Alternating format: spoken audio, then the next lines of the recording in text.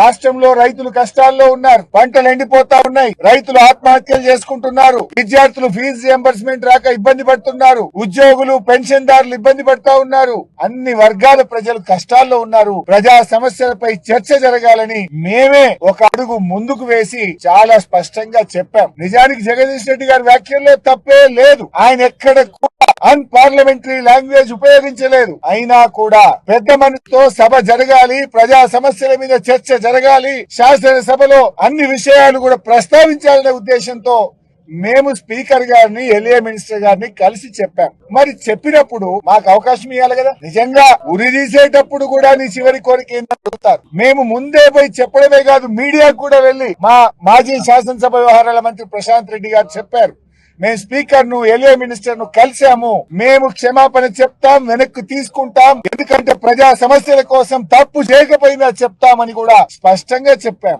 మీడియాకు చెప్పాం, LA minister చెప్పాం, స్పీకర్ గారు చెప్పాం. అంటే దీన్ని బట్టి ఏమర్థమైతుంది? పథకం ప్రకారంగా ముందే మీరందరూ కూడా అనుకోని బీఆర్ఎస్ పార్టీకి అవకాశం ఇవ్వకుండా, జగదీష్ రెడ్డి గారికి అవకాశం ఇవ్వకుండా ఒక కుట్రతో బీఆర్ఎస్ గొంతు నొక్కాలని, బీఆర్ఎస్ ప్రశ్నిస్తే, బీఆర్ఎస్ సభలో ఉంటే వాళ్ళ తప్పిదాలన్నీ బయటకు వస్తాయని ఉద్దేశపూర్వకంగా ఇవాళ జగదీష్ రెడ్డి గారిని